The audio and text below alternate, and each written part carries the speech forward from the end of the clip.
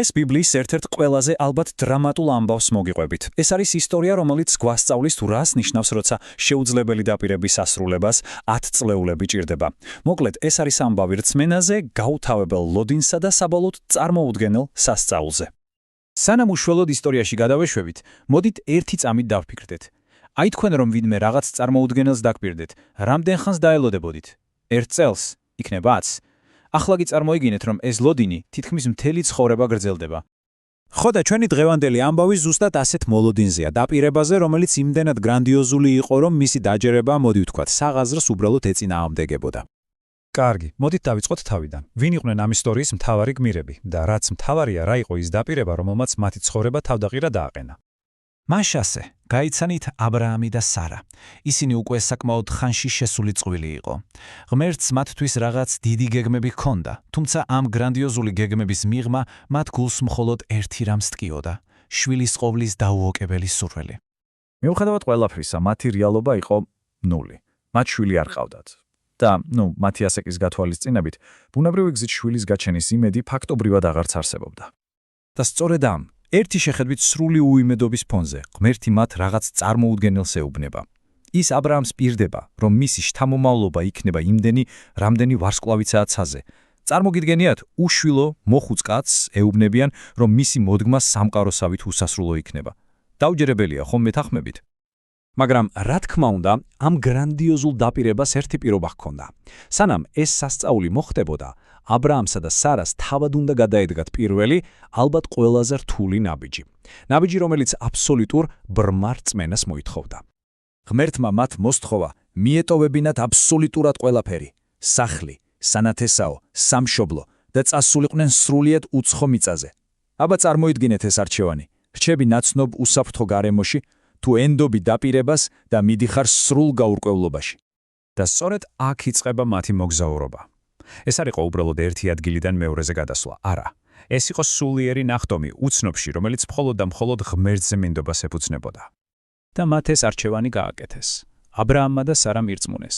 მათ ყველაფერი მიატოვეს და გაუდგნენ გრძელ, უცნობ გზას ქანაანისკენ, ეგრეთ წოდებული აღთქმული მიწისკენ. კარგი, ისინი მივიდნენ აღთქმულ მიწაზე. ალბათ იფიქრებდით, რომ აი ახლა მოხდება სასწაული, მაგრამ არა. დაპირების მთავარი ნაწილი, შვილი, არსად ჩანდა და აქ იწყება ისტორიის ყველაზე რთული, ყველაზე დამქანცველი ნაწილი – ლოდინი. უბრალოდ შეხედეთ ამ ციფრებს. აბრაამი 75 წლის იყო, როცა დაპირება მიიღო. გავიდა 10 წელი, 20 წელი, წარმოიდგინეთ, თითქმის მე-4 საუკუნე გავიდა ლოდინში. ისინი უბრალოდ დაბერდნენ. და როდესაც აბრაამი უკვე 99 წლის იყო, ღმერთი კვლავ გამოეცხადა და გაუმეორა თავისი დაპირება. ერთი წამით წარმოიდგინეთ მათი ემოციები, რას გრძნობდნენ. ეს არ იყო უბრალოდ ლოდინი, ეს იყო ყოველდღიური ბრძოლა იმედგაცრუებასთან, მზრართ სევდასთან და, რა თქმა უნდა, მოთმინების დაკარგვასთან. ყოველი ახალი დღე იმის შეხსენება იყო, რომ სასწაული ისევ არ ხდებოდა. და აი კულმინაცია. 99 წლის აბრაამ ეუბნება თავის 90 წლის ცოლს, რომ ერთ წელიწადში მათ შვილი ეყოლებათ და როგორია სარას რეაქცია. მას ეცინება, მაგრამ ეს არ იყო სიხარულის სიცილი. ეს იყო მწარე, ცინიკური სიცილე ქალისა, რომელმაც იმედი ალბათ დიდი ხნის წინ დაკარგა. ეს იყო სიცილე, რომელიც ამბობდა სერიოზულად, ეს ხომ აბსურდია. მაგრამ როგორც წესი, ზუსტად იქ, სადაც ადამიანური ლოგიკა და იმედი მთავრდება, იწყება სასწაული. სარას ურწმუნოების სიცილი მალე სრულიად სხვა, სულ სხვა ტიპის სიცილით უნდა შეცვლილიყო. და ზუსტად 1 წლის შემდეგ დაპირებისამებ შეუძლებელი მოხდა. 100 წლის აბრაამს და 90 წლის სარას ვაჟი შეეძინათ. და იცით რა დაარქვეს ამ სასწაულებრივ შვილს?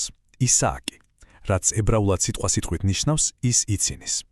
ეს სახელი სამუდამო შეხსენება იყო სარას სიცილზე, იმაზე თუ როგორ გადააქცია ღმერთმა ურწმუნოების სიცილე დაუჯერებელი სიხარულის სიმბოლოდ. უბრალოდ მოусმინეთ თავად სარას სიტყვებს.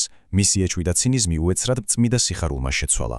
ის ამბობს, რომ ღმერთმა სიცილი მოუტანა და ყველა ვინც ამ ამბავს გაიგებს, მასთან ერთად გაიცინებს. ეს იყო ორმაგი სიცილი, სიცილი სიტუაციის აბსურდულობაზე და ამავე დროს სიცილი უსაზღვრო ბედნიერებისგან. მაგრამ ისააკის დაბადება ამ ისტორიის დასასრული სულაც არ იყო. პირიქით, ეს იყო იმ გაცილებით დიდი, ვარსკვლავებით უსასრულო დაპირების შესრულების პირველი ყველაზე მნიშვნელოვანი ნაბიჯი. დაი, როგორ გაიშალა ეს გრანდიოზული გეგმა საუკუნეების განმავლობაში? ერთი შვილი, ისააკი, გახდა მთელი თაობების საწყისი. ეს თაობები დროთა განმავლობაში დიდ ერად გადაიქცა და საბოლოოდ სწორედ ამ საგვარეულო ხარში მოევლინა სამყაროს მხსნელი, იესო. ანუ დაპირება სრულად, ბოლომდე შესრულდა. და ეს არის ალბათ ამ ისტორიის მთავარი გზავნილი. აბრამისა და სარას მაგალითი თვალნათლივ გვიჩვენებს, რომ ღმერთი თავის დაპირებებს ყოველთვის ასრულებს, განსაკუთრებით მაშინ, როცა ჩვენი გონებისთვის ეს ყოვლად შეუძლებლად გამოიყურება. და ბოლოს მინდა რომ ამ კითხვაზე დაფიქრდეთ, როდესაც ჩვენ ცხოვრებაში რაღაც შეუძლებლად და უიმედოდ გვეჩვენება, რას გვასწავლის ამ ხანდაზმული წყვილის ამბავი, წყვილის, რომელმაც 25 წლიანი ლოდინის შემდეგ სასწაული საკუთარი თვალით იხილა.